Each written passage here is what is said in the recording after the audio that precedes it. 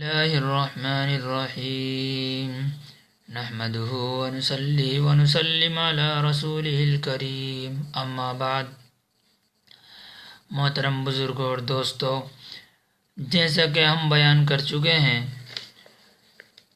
کہ آقا نامدار جناب احمد مجتبی محمد مصطفیٰ سرکار دو عالم صلی اللہ تعالی علیہ وسلم پوری دنیا کے لیے اسوہ اور نمونہ ہیں، تو آپ علیہ الصلوۃ والسلام کی ہر چیز نقل کرنے، اس پر عمل کرنے کے لائق ہے۔ یہاں پر ہم آپ کے سامنے ابھی رسول اللہ صلی اللہ تعالیٰ علیہ وسلم کے لباس سے متعلق چند سنتوں کا بیان کر رہے ہیں۔ آپ علیہ الصلوۃ والسلام نے جس انداز کا جیسا لباس پہنا ہے ان سب کو یہاں بیان کیا جا رہا ہے۔ لباس پہننے کی، کپڑے پہننے کی چند سنتیں ہیں۔ نمبر 1، حضور صلی اللہ تعالیٰ علیہ وسلم کو سفید رنگ کا کپڑا پسند تھا۔ نمبر 2، قمیص، کرتا یا صدری وغیرہ پہنیں تو پہلے دایاں ہاتھ آستین میں ڈالیں، پھر بایاں ہاتھ۔ اسی طرح پاجامہ اور شلوار کے لیے پہلے دایاں پاؤں پھر بایاں پاؤں۔ نمبر 3، پاجامہ، شلوار یا لنگی ٹخنے سے اوپر رکھیں۔ ٹخنے سے نیچے لٹکانے سے اللہ تبارک و تعالی ناراض ہوتا ہے۔ نبی کریم آقا دو جہاں سرکار دو عالم صلی اللہ تعالی علیہ وسلم نے ارشاد فرمایا، تہبند ٹخنے سے نیچے لٹکانے والے پر اللہ تعالی نظر رحمت نہیں فرمائیں گے۔ نمبر 4، نیا کپڑا پہن کر یہ دعا پڑھیں، الحمدللہ الذی کسانی ھذا من غیر حول منی ولا قوہ۔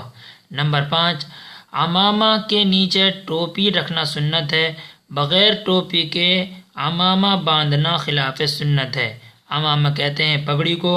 نمبر 6، سیاہ صافہ باندھنا مسنون ہے، شملہ چھوڑنا بھی مسنون ہے۔ شملے کی مقدار 1 ہاتھ یا اس سے زیادہ بھی ثابت ہے۔ شملہ کہتے ہیں پگڑی کا وہ حصہ جو پچھلی سائڈ میں کو عام طور پہ لٹکایا جاتا ہے۔ نمبر 7، کپڑے اتارتے وقت بسم اللہ کہیں اور ابتدا بائیں جانب سے کریں۔ قمیص یا کرتا وغیرہ اتارنا ہو تو پہلے بائیں ہاتھ آستین سے نکالیں، پھر داہنا ہاتھ۔ اسی طرح شلوار اور پاجامہ اتارتے وقت پہلے بایاں پیر باہر نکالیں، پھر داہنا۔ نمبر 8، جوتا پہلے داہنے پاؤں میں پہنیں، پھر بائیں پاؤں میں۔ نمبر 9، اتارتے وقت پہلے بائیں پاؤں سے اتاریں، پھر دائیں پاؤں سے۔ نمبر 10، نیا جوتا پہن کر یہ دعا پڑھیں، اللہم انی اسألک من خیرہ وخیر ما ہوا لہ واعوذ بک من شرہ وشر ما ہوا لہ۔ یہ چند سنتیں ہیں لباس سے متعلق۔ آقا نامدار سرور کائنات صلی اللہ تعالیٰ علیہ وسلم کی اللہ تبارک و تعالی ہمیں اپنے حبیب سرور کائنات صلی اللہ تعالیٰ علیہ وسلم کی سنتوں کے مطابق زندگی گزارنے والا بنائے۔ آمین۔ وآخر دعوانا الحمدللہ رب العالمین۔